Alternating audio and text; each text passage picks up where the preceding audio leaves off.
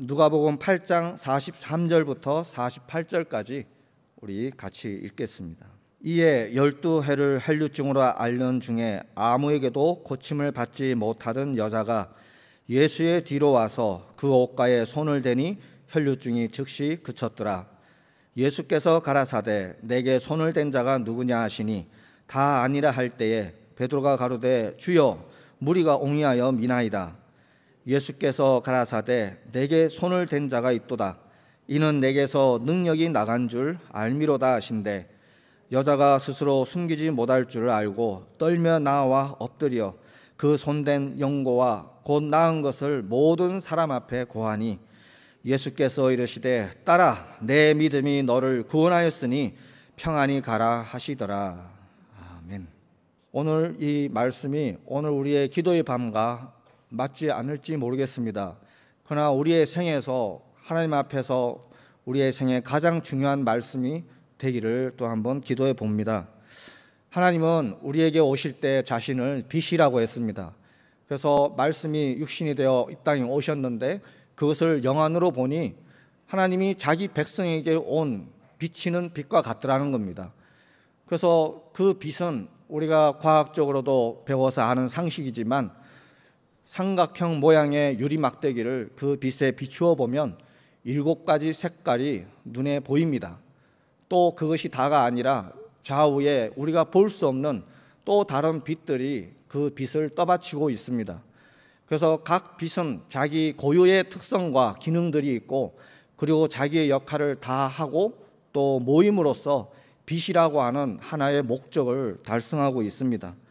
그래서 하나님은 걱정하는 노아에게 그 심판이 끝난 후에 그에게 언약하고 약속하여 주시기를 내가 언약을 세우리니 다시는 모든 생물을 홍수로 멸하지 않을 것이다. 그러나 그렇게 땅을 침몰할 홍수가 다시는 없을 것이다. 그 증거로 그 구름 위에 무지개를 심어두고 이것이 세상과 내가 맺는 언약이라고 말씀하셨습니다. 그래서 우리는 그 빛을 볼 때마다 하나님을 생각하죠. 그러나 또 세상은 하나님을 좋아하지 않습니다. 그것을 사람의 그 다양성을 인정하는 어떤 뜻이 있다 하여서 또 동성애를 이렇게 보편화하고 확산하고 교육하고 또 문화화하는데 그 상징물을 쓰고 있습니다. 세상은 그러할지라도 우리는 오직 하나 하나님이 우리를 물로 심판하지 않으실 것과 우리가 살다가 보면 그러한 비슷한 일들이 일어날지라도 절대로 하나님은 그렇게 끝나지 않는다는 것을 우리가 마음에 염두에 두고 하나님의 신실하심과 그 신실하신 믿음 위에 우리의 영혼을 맡길 수 있기를, 그래서 그 이후에 하신 다른 말씀에도 우리가 신뢰와 믿음을 줄 수 있기를 바랍니다. 그 빛이 각자의 기능이 있는 것처럼 하나님이 그 빛을 통해서 말씀하고 싶은 것이 있었을 겁니다. 성경은 어떤 이야기의 이론과 철학이 아니라 하나님이 자신이 하실 일들과 하나님이 우리를 향한 그 속마음들을 만물의 구석구석에 숨겨두고 그 신성을 형상화했기 때문에 이 창조물이 의미가 있습니다. 무지개도 우리에게 주시는 하나님의 의미가 있을 것입니다. 7이라는 숫자, 7가지라는 그 숫자는 성경 어느 곳곳에 가면 구석구석에 숨어 있습니다.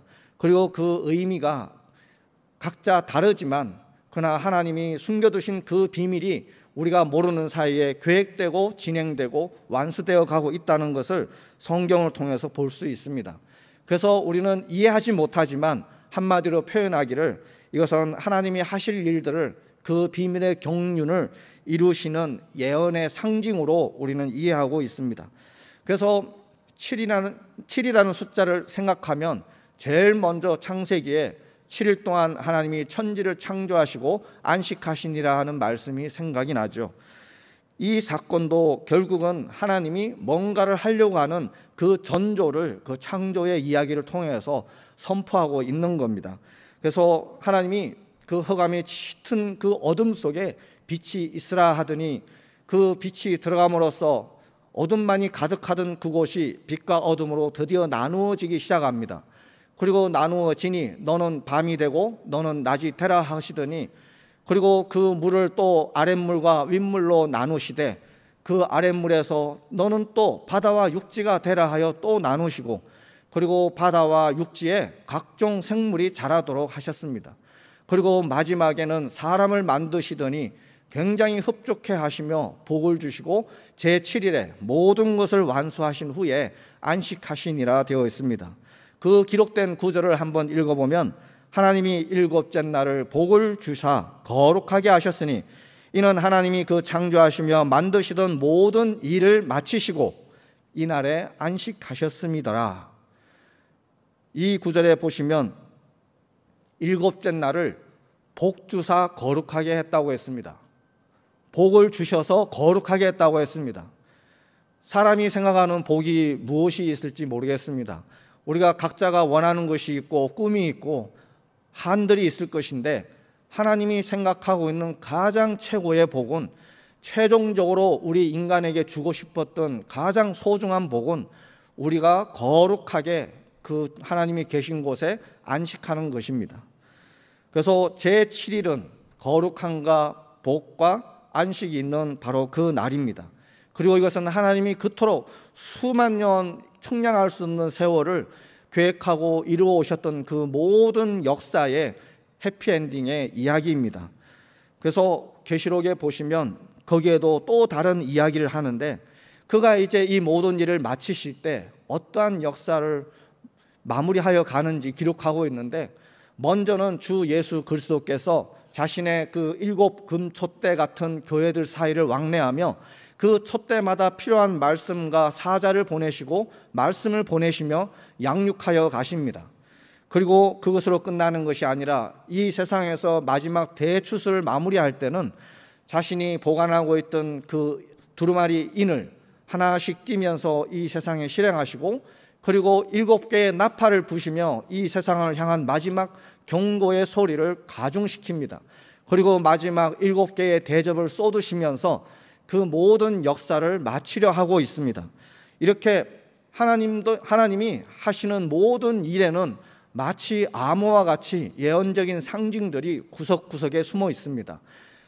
7가지의 빛으로 시작한 그의 언약이 결국에는 이 말씀들을 통해서 보면 하나님이 최소한 7가지의 준비된 역사와 그러한 이적과 기사들을 통해서 사람들을 어떻게 가르치고 양육하고 훈련해서 성장시켜 갈 것이고 최후에 하나님과 함께할 자신의 가족들을 어떻게 모을 것인지 그 계획들이 숨어있는 숫자라고 보면 되겠죠.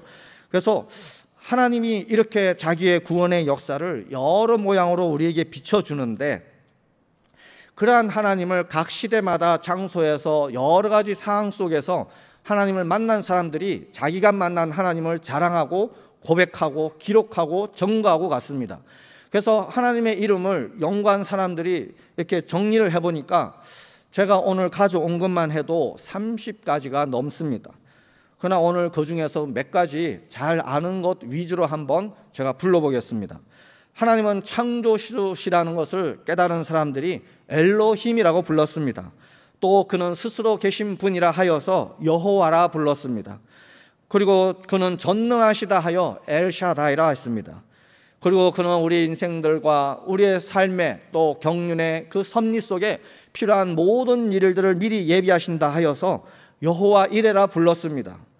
그리고 그는 저 하늘에만 있는 것이 아니라 상천하지 어디에서도 계신 분이고 정말 없는 것 같았던 그분이 지나가고 보니 항상 계셨다는 것을 알게 되어서 하나님에 대해서 부르시기를 그를 여호와 삼마라 불렀습니다. 그리고 우리가 살면서 얼마나 숱한 전쟁과 또 경제적인 부도와 수많은 고난을 겪죠. 그 모든 싸움에서 능히 이기게 하신다 하여서 여호와 니시라 불렀습니다. 그리고 그는 이 정말 고난뿐인 인생에 정말 하늘의 행복이, 하늘의 평화가 우리에게 임한다 하여 주셨다 하여 여호와 샬롬이라고도 불렀습니다. 그것으로 끝나지 않습니다. 그가 우리의 모든 인생의 저주와 병을 치료하심으로 그것을 경험한 이들이 노래하기를 여호와 라파라고 했습니다. 그리고 그를 정말 이 상천하지에 다른 신이 없고 우리가 알고 있는 그 수많은 신들 중에 이와 같은 신이 없다 하여 나의 삶의 온리 주인이 되시는 그를 아도나이라 불렀습니다. 그리고 더하여 예수님으로 말미암아 우리와 영원히 함께 하실 그분을 향해서 임마누엘이라 불렀습니다. 이것으로 끝나지 않습니다. 그는 거룩하시다, 그는 사랑이시라, 그는 침묵하시나. 그러나 앞으로 또 그를 만난 사람들이 그를 어떻게 또 간증하고 그를 경험하냐에 따라서 그의 이름이 정말 증가하고 증가할 겁니다. 사도 요한이 말하기를 내가 그에 대해서 기록한다면, 다 기록한다면 이 땅과 우주에 하늘에 책을 둘 것이 없을 것이다. 우리는 어떻습니까? 지난 30-40년 이곳과 함께하고 또 많은 것을 경험하고 또 순종하고 체험하고 은혜라는 걸 누려왔습니다. 우리는 하나님을 어떻게 이해하고 또 고백하고 있습니까? 로마서 10장 9절로 10절에 보시면 네가 만일 네 입으로 예수를 주로 시인하며 하나님께서 그를 죽은 자 가운데서 살린 것을 네 마음에 믿으면 구원을 얻으리니 사람이 입으로 시인하여 의에 이르고 믿음으로 의에 이르고 입으로 시인하여 구원을 얻는다 했습니다. 이 말씀을 보면 믿음과 구원이라는 관계는 뗄래야 뗄 수 없다는 걸 알 수 있죠.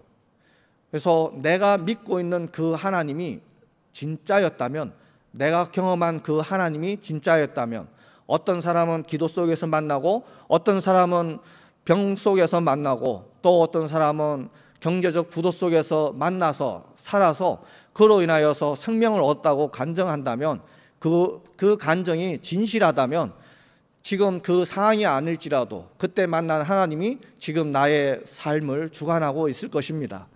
그래서 자신이 경험하고 만났던 그 하나님에 대해서 의심하고 지금은 없는 것처럼 착각하고 부인하지 않기를 부탁드리겠습니다. 오늘 이 본문에 읽었던 여인의 이야기로 돌아가 보겠습니다. 이 여인은 그의 믿음이 어떠했길래 구원에 이르는 믿음을 그가 확증받고 하나님 앞에서 제7일에 있을 그 안식이 예수님의 입을 통해서 이 여인에게 임하였습니다. 평안하라, 그리고 가라. 그 나라를 상속받는 믿음 속으로 그가 걸어가기 시작했습니다. 이 이야기를 통해서 우리가 그 믿음의 흔적들을 추적해 보고 싶습니다. 본문에 보시면 이 여인은 12해 동안 혈류증을 앓으며 가산을 모두 탕진한 여인입니다. 이 혈류증이라는 것은 하나님도 경고한 것이고 그 율법이 엄중하여서 가족들과 친지들, 친구 그 누구에게도 동정받을 수 없는 병입니다. 그래서 레위기 15장 1절 이후에 보면 하나님이 그 자손들에게 이르시되 누구든지 몸에 유출병이 있으면 그 유출병을 인하여 부정한 자라. 그는 앉은 자리도 부정하고 그가 다한 자리도 부정하고 누가 부딪히면 그 사람도 부정하게 되고, 그래서 그 하나 때문에 모든 사람이 부정하게 되는, 그래서 심판에 이르게 될 그러한 중대한 병이었습니다. 그래서 하나님 앞에서도 부끄럽고 면목이 없으며 얼마나 죄스럽고 또 형제와 그 나라와 민족 앞에도 정말 설 수 없는 그러한 병입니다. 그 병을 가진 자의 심령이 어떠했을까 본문을 통해서 이렇게 유추해 볼 수가 있습니다. 사람들 앞에서 설 수 없는 그 절박한 여인의 그 절박함이 자신의 모든 가산을 팔아서 도울 수 있는 사람을 찾아 다 탕진하고도 해결할 수 없는, 그리고 그 여인이 깨달았던 것은 이 세상에서 자기의 모든 걸 대가를 치러도 해결할 수 없고 또 대가를 치른들 누구도 이 문제를 해결할 수 없다는 것, 이 세상에서 자기의 그 생명의 한 1인치도 이렇게 해결해 주거나 늘릴 수 없다는 것을 깨달은 여인입니다. 그 여인의 절박함 가운데 한 소문이 들려옵니다. 예수에 대한 소문이 들려오는데 그때 하늘의 하나님이 그 여인의 마음에 베드로에게 주셨던 그 음성이 그 여인을 덮습니다. 베드로가 그러죠. 예수님이 너는 나를 누구라 하느냐? 그랬더니 베드로가 갑자기 자기의 수준에 걸맞지 않은 대답을 합니다. 주는 그리스도시고 살아계신 하나님의 아들이십니다. 이렇게 했더니 예수님이 바요나 시몬아 내가 복이 있다. 그러나 알아야 될 것은 그것은 사람이 너에게 가르쳐 준 것이 아니라 하늘의 하나님이 너에게 직접 가르쳐 준 거라는 겁니다. 그와 같은 역사가 오늘 이 여인의 마음속에 솟아나기를 내가 그 예수 그리스도의 옷자락에 그 구돛가에 만지기만 해도 내가 나으리라. 이 마음이 그의 영혼을 흔들었습니다. 그리고 그 말씀에 그 믿음에 의지하고 용기를 내어서 그 민족 앞에 그 이웃들 앞에 자기를 다 아는 지금의 이스라엘이 강원도보다 조금 더 크다고 하죠. 그러한 땅에 12년을 유명하다는 사람, 영역 있다는 지도자 모든 사람을 찾아가서 도움을 요청하고 했을 때 그에 대한 소문이 어떠했겠습니까? 동네 사람도 다 아는 수준인 거죠. 그 여인이 오늘 주님을 향하여서 용기를 내어 발걸음을 옮기고 있는 겁니다. 그러나 예수를 만나려고 했던 사람은 그 뒤를 따르고 있는 군중만큼이나 많았습니다. 그리고 예수만 만나면 살 수 있을지도 모른다는 그 희망을 가진 믿음은 그 군중의 수만큼이나 가득했습니다. 그런데 이 여인의 어떠한 믿음이 예수를 감동시켰냐 하는 겁니다. 그는 지금 죽어가고 있습니다. 자기의 생명이 다했고 12년 동안 멈추지 않는 그 피가 이제는 자신의 호흡도 유지할 수 없는 피가 모자라는 마지막 그 순간을 앞에 두고 예고하고 있는 겁니다. 그 여인이 예수를 향하여 가서 그 구돛가를 만지고 그리고 이후에 이야기가 진행됩니다. 여기서 이 여자가 왜 하필이면 예수님의 그 겉옷에 구돛가를 만지려고 했는가 하는 겁니다. 이것은 우리가 이해하기는 쉽지 않지만 유대인들은, 이스라엘 사람들은 이 의미를 우리보다 더 잘 이해합니다. 유대인들은 옷을 입는데 마지막 우리가 흔히 말하는 숄더 같은 그 큰 겉옷자락을 걸치고 다닙니다. 그리고 그 겉옷 내 모서리에 옷술이라고 하는 걸 달아서 치렁치렁 달고 다닙니다. 그들이 유난스러워서 그러는 것이 아니라 민수기 15장 37절 이후에 보면 하나님이 이스라엘 자손들에게 명령하기를 너희는 대대로 옷단 기 끝에 술을 만들고 청색 끈을 메어서 그리고 그 옷을 입고 다니라고 명령을 합니다. 그리고 이것을 술이 흔들리는 것을 볼 때마다 너희는 이것을 기억해라는 겁니다. 그것을 볼 때마다 하나님의 그 계명을 기억하고 그것을 준행하려고 몸부림치고 그렇게 살라는 겁니다. 그리고 그렇게 함으로써 너희들을 유혹하는 그 사람들, 마음에 끌리는 거, 눈에 보이는 그 욕망을 통해서 유혹하는 그 모든 사단과 그의 뱀의 후손들의 그 유혹들에 대해서 너희 자신을 지키면 너희는 하나님 앞에 거룩하게 될 거라는 겁니다. 바로 구돛가에 붙어서 찰랑이는 그 옷술의 의미는 거룩함의 상징입니다. 그래서 하나님이 특히 청색 실로 매달아서 다니라고 하였는데 또 바리새인들은, 유대인들은 또 역시 열심히 특심이라 오버하는 사람들이 있겠죠. 그래서 어떤 사람들은 바닥에 질질 끌고 다닐 정도로 길게 달아서 티를 내고 다니는 사람도 있었다고 합니다. 그러나 이 청색 실은 원래는 용도가 성소 휘장을 짓는 용도입니다. 첫째. 두 번째는 제사장이 입는 옷을 짓기 위한 실입니다. 이 말씀은 우리에게 시사하는 바가 큽니다. 하나님은 이스라엘을 부르실 때 제사장 나라와 거룩한 백성, 그의 성전으로 불렀다고 했습니다. 하나님이 거하실 성소로 불렀다는 겁니다. 그렇기 때문에 우리도 역시 같은 믿음을 따라 길을 걷는 사람이고 우리는 그래서 주님의 거하실 성전이 되어야 되고 또 주님의 나라에 들어갈 제사장의 의복을 입어야 되는 거룩한 신분의 성도로 부름받은 사람입니다. 주님이 우리에게 무엇을 요구하는지 우리가 깨달을 수 있고 이 옷술이 의미하는 그 의미를 우리가 더 깊이 알 수 있죠. 이 청색실 옷술을 달고 다니는 사람은 둘 중에 하나입니다. 정말 거룩한 자가 거룩함을 알리기 위해서 입는 것이고, 그리고 정말 거룩하기 위해서 거룩한 길을 걷는 자가 그 옷술을 달고 다니는 거죠. 그래서 1세기 때 그 예수님 당시의 랍비들이 가르친 그 내용들에는 이런 말이 있다고 합니다. 온전한 자가 그 옷술을 달고 다니는데 그 사람의 옷술을 누군가가 만지면 만진 그 사람도 온전하게 된다는 겁니다.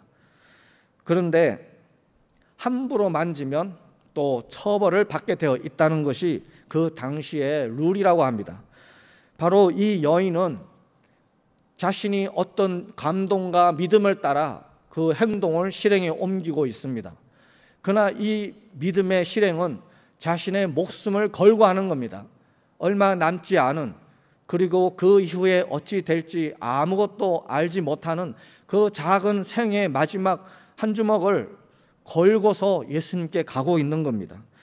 그래서 그는 그것이 들키면 사람들이 선동되고 열받으면 그 현장에서 돌에 맞아 죽을 수도 있는 그런 긴박한 상황을 사람들을 삐짓고, 그가 만지는 사람마다, 그에게 닿은 사람마다 다 부정하게 되어서 그들은 즉시 격리되어야 되고, 그것이 부정이 다 없어질 때까지 그들은 시중에 나타날 수 없는 굉장한 신뢰가 되는 상황을 이 여인은 감수하고 이 길을 걷고 있는 겁니다. 그러나 이 여인의 그 믿음이 효력이 있었습니다. 그의 손이 예수님의 옷깃에 닿는 순간, 그 옷술에 닿는 순간 예수님에게는 병을 고치는 능력이 함께 하더라 하고 기록되어 있습니다. 예수님이 그 여인을 알아보기 전에 그 능력이 그 옷술을 타고 그 여인의 손을 통하여 그의 몸에 그 혈루증을 말려버렸습니다. 그리고 그이는 즉시로 그것이 나았음을 깨달았습니다. 이것이 그 여인의 믿음이 어찌하여 그 하나님께 먼저 발견되고 그 능력이 그 여인을 먼저 고쳤는가 하는 그 비밀을 우리가 오늘 아는 것이 오늘 이 밤의 기도의 비밀이 될 수 있겠습니다. 마가복음 5장 29절에는 이 사항을 조금 더 자세히 기록하고 있는데, 이에 그의 혈류 근원이 곧 마름에 병이 나은 줄을 몸에 깨달으니라. 병이 나은 줄을 몸에 깨달으니라 이렇게 되어 있습니다. 그래서 그 단어를 추적해 보니까 여기에 쓰인 그 병이 단순한 질병이 아니고 연약해서 생기는 그 수준의 병이 아니고, 영어로는 플레그라고도 하고 헬라어로는 마스티스라고도 하는데, 이것을 다른 말로 번역하면 역병이라고 합니다. 하나님이 죄를 다루기 위해서 이스라엘에 여러 번 내리셨던 바로 그 온역과 같은 역병을 얘기하는 겁니다. 이 여인이 하나님 앞에서 가진 그 간절함은 단순히 병이 낫고 오래 살고 싶은 소망이 아니라 자기가 갚지 못할, 치르지 못한 이 죗값에 대해서, 이 죗값으로 인한 이 역병에 대해서 하나님 앞에 속하기를 간절한 믿음이 먼저 있었다고 우리가 짐작하여 이해할 수 있습니다. 그래서 이 여인이 예수님 앞에 나타났을 때 그가 예수님 앞에 기대한 것은 그 수많은 군중들처럼 뭔가 고치고 싶은 그 욕심 하나로 나타난 것이 아니라 자신이 하나님 앞에 살고 싶은 이 죄의 마지막 결과물인 이 역병을 해결하고 하나님 앞에 살고 싶은 생명에 대한 간절한 기대와 그 꿈속에서 이 예수님을 찾아간 것입니다. 그래서 그가 예수님을 찾아갈 때 이 여인의 상태는 자신이 누군지 분명히 알고 있었는데 이 죄의 결과에 대한 이 역병으로 인하여 자신이 곧 죽게 될 것이라는 것, 그리고 이 역병으로 인한 이 혈류증으로 인한 부정함을 나 때문에 또다시 수많은 사람들이 받아야 될 저주를 감수할 수밖에 없는 자신의 그 큰 책임과 그 법을 어김으로써 율법의 심판을 받아야 되는 또 하나의 이 저주를 깨닫고 있는 여인입니다. 이래도 저래도 살 길이 없는 그 여인이 오직 예수님 앞에 나아가서 그가 예수님께 구한 것이 있는데, 침묵으로 구한, 믿음으로 구한 오직 한 가지, 그것이 무엇일까 하는 겁니다. 근데 이 여인은 어떤 식으로든, 병으로 죽든 사람들에게 발각되어 돌에 맞아 죽든 어떤 식으로든 죽게 되어 있습니다. 이것은 우리의 그 현실과 영적인 상황과 같은 상황이죠.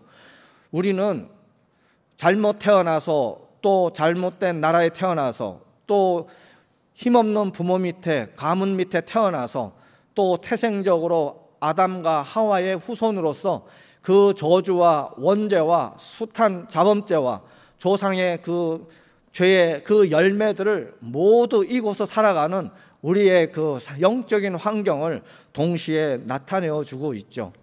그래서 그러한 절박한 여인인데, 그 여인이 오늘 이 상황과 같은 겁니다. 그는 태생적으로도 원죄적으로도 자범죄적으로도 살 수 없고, 오늘 내가 또 하나 법을 더 어겨서 율법의 심판도 피할 수 없는 그 여인의 위치에서 그가 서 있는 겁니다. 그러나 아까 알려드린 그 1세기 때 예수님 당시 그 랍비들이 가르쳤던 마지막 하나의 그 비밀이 있습니다. 그 술을 만져도 죽지 않는 사람이 하나 있습니다. 바로 그 옷을 입은 그 아비의 딸이 죽지 않습니다. 바로 그 옷 주인의 딸은 그 아버지의 옷을 마음껏 만져도 모든 죄를 면합니다. 바로 주님이 자신의 능력이 가동된 것을 알았고, 그리고 그 자기가 이제까지 만나지 못한 믿음이 자기 등 뒤에서 활동하고 있다는 것을 예수님이 알았습니다. 그래서 즉시 돌아보고 사람들을 향하여서 꾸짖고 누가 옷을 만졌는지 찾기 시작합니다. 그리고 그가 스스로 나와서 그 이후에 준비된 하나님의 복이 그 여인에게 충만히 임하도록 주님이 또 시즌2로 역사하고 있는 겁니다. 그때 이 여인은 알았습니다.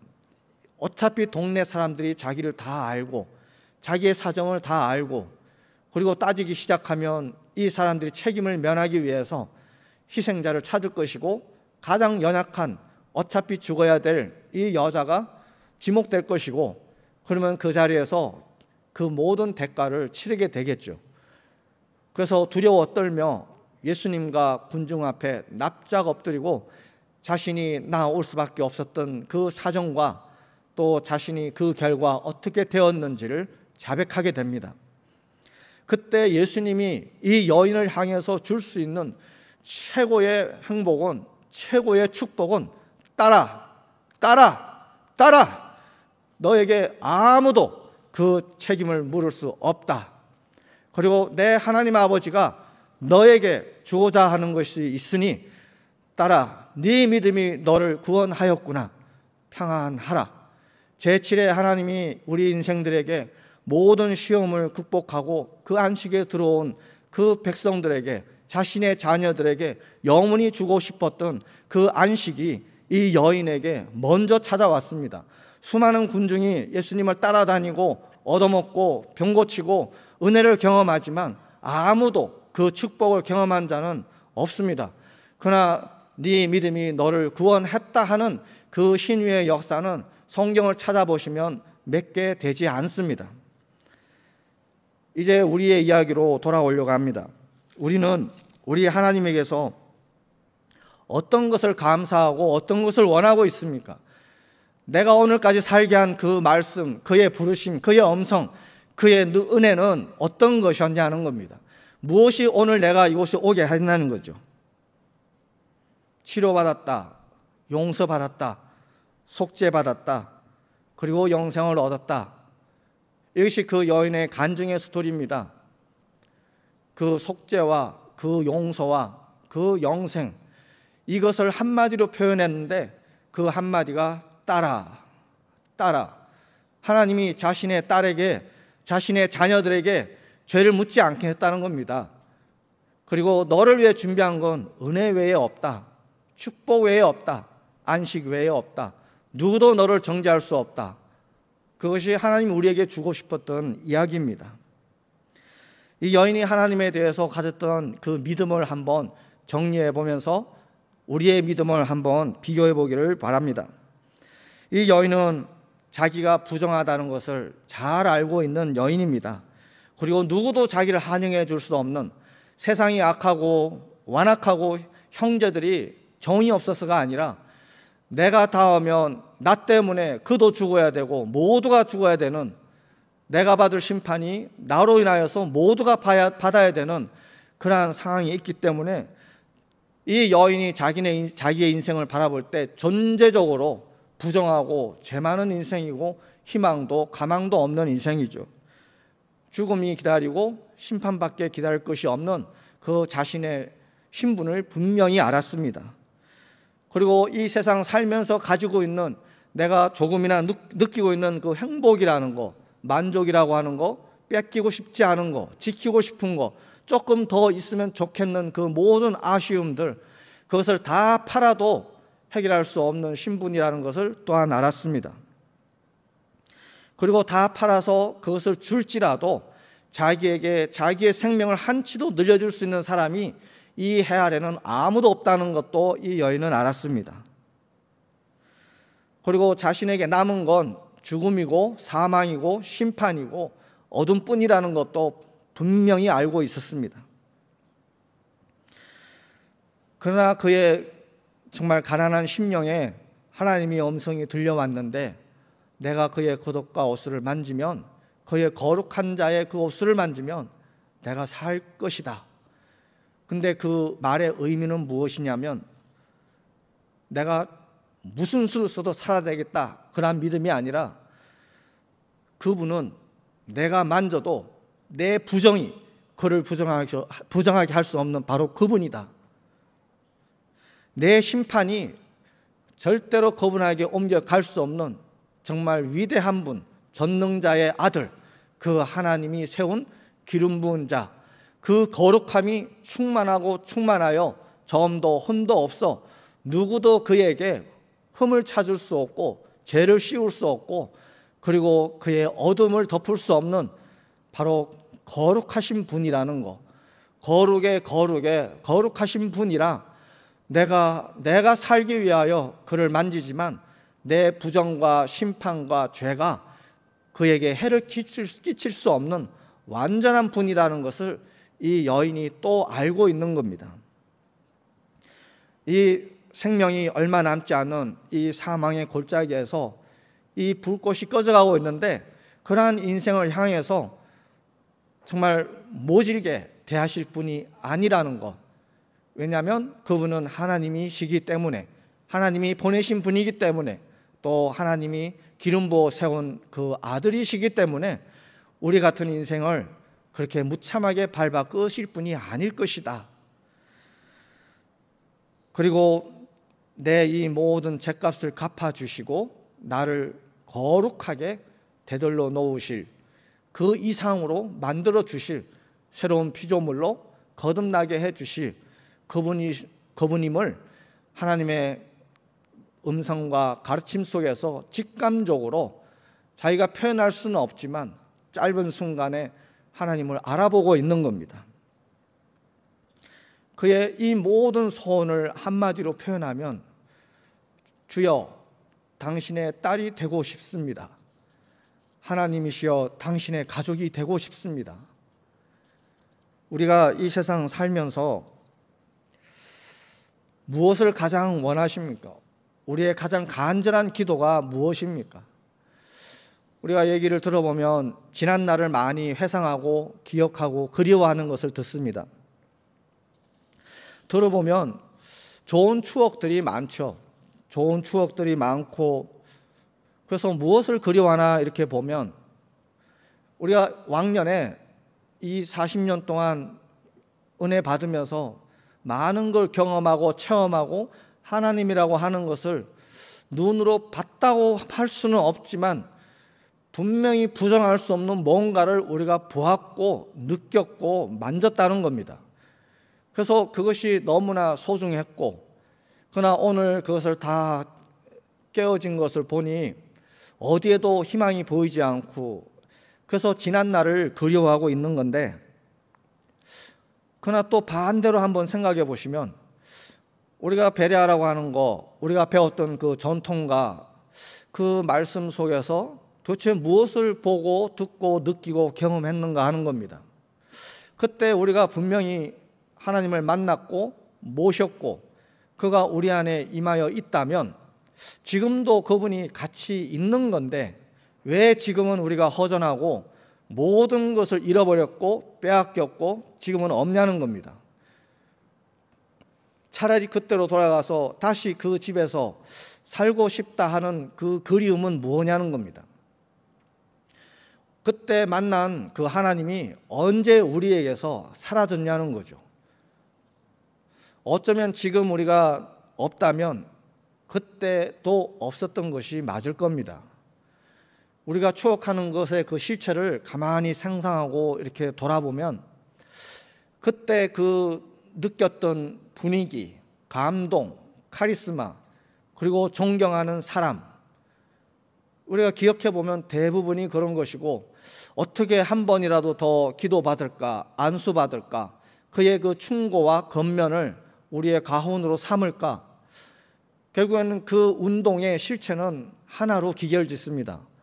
사람에 대한 경배, 사람에 대한 존중, 그리고 그를 위해서 무엇을 주어도 아깝지 않았던 그 지난 시간들, 우리가 이곳을 떠난 많은 사람들을, 지도자와 또 선교를 갔던 수많은 사람들을, 그 사역들을 이렇게 추적하고 지켜보면 이곳에서 배웠고 훈련받은 사람들의 그 끝이, 그 이야기가 비슷합니다.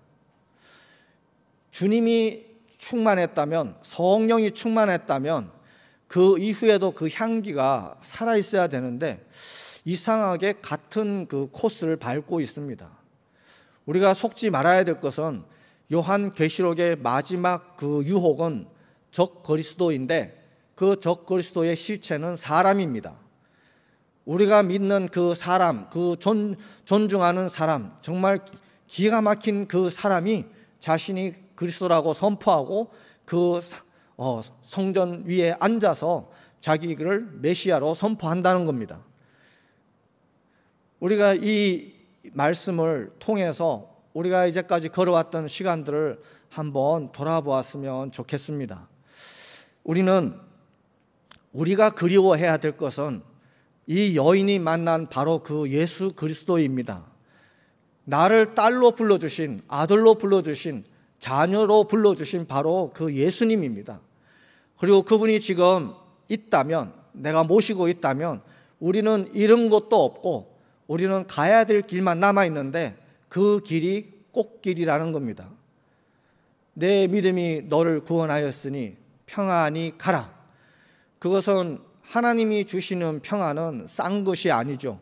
하나님이 주고 싶었던 그 예루살렘의 평안은 저 유대 땅의 언덕의 그 성전도 아니고 다윗의 나라가 다시 세워지는 것도 아니고, 바로 메시아가 이제 두 번째 오실 때는 십자가에 죽기 위하여 어린 양으로 오는 것이 아니라 아버지가 나에게 모든 심판하는 권세를 맡기셨다 했던 그 말씀대로 두 번째 오실 때는 심판의 주로서 하나님이 만드신 이 모든 창조 세계의 주인으로서, 임금으로서, 메시아로서, 그리스도로서 오신다는 겁니다. 그가 두 번째 오실 때는 맞아 죽기 위해서 오는 것이 아니라 상과 벌을 주기 위해서, 그리고 신부 같은 자를 찾아서 모아서 자신의 보좌를 함께 공유하기 위해서 온다는 겁니다. 이것이 우리에게 남아있는 약속이고, 그 자리에 내가 있기를 원하는 것이 오늘 우리의 기도와 우리의 신앙생활의 최고의 목적일 것입니다. 다시 이 여인의 이야기로 돌아가서 우리는 무엇을 원하는가 하는 겁니다. 우리가 주님의 옷자락이라는 찬양을 부르며 감동하고 어떤 느낌을 갖는데, 어떤 느낌을 가지고 우리가 울고 있느냐는 겁니다. 무엇이 우리를 울게 하냐는 겁니다. 이 여인은 울지 않습니다. 이 여인은 한없는 그리스도에 대한 경외와 두려움과 사랑과 생명에 대한 애착으로 나아간 겁니다. 이 여인은 울며 주님을 만진 여인이 아닙니다. 하나님이 주신 그 믿음이 이 여인 속에서 역사하여서 굉장한 그 긴장과 긴박한 중에 자기의 온 생명을 걸고 예수를 선택하고 그 길을 가고 있는 겁니다. 오늘 우리가 많은 것을 잃었고 많은 것 때문에 힘들지만, 그러나 이 한 가지만 우리가 지키고 있다면 우리는 잃은 것이 없습니다. 우리가 이룩한 이 모든 신앙의 결과물들은 어차피 놓고 갈 것이고, 놓고 가면 원수들이 사용할 것이지, 이것이 천국에 옮겨가서 그곳에서 어떤 상징물로, 우리의 기념물로 남을 장소는 아니라는 겁니다. 오늘 우리 주님의 음성을 한번 상기하고 기도하겠습니다. 오늘 우리가 기도할 제목은, 주여 이 여인에게 주신 이 생명의 말씀이 내게도 들려지기를, 내 심령에 새겨지기를, 모세에게 이스라엘에게 주셨던 그 두 돌판처럼 내 신비에 새겨진 주님의 음성, 따라 부르는 그 음성이, 아들아 부르는 그 음성이 나를 불러주시기를, 내가 더 원하는 것이 없을 그 믿음과 은혜가 오늘 내게 새겨주시기를 주여 역사하여 주시옵소서. 성령으로 심령으로 새겨주시옵소서. 우리 주여 한번 하시면서 기도하겠습니다. 주여!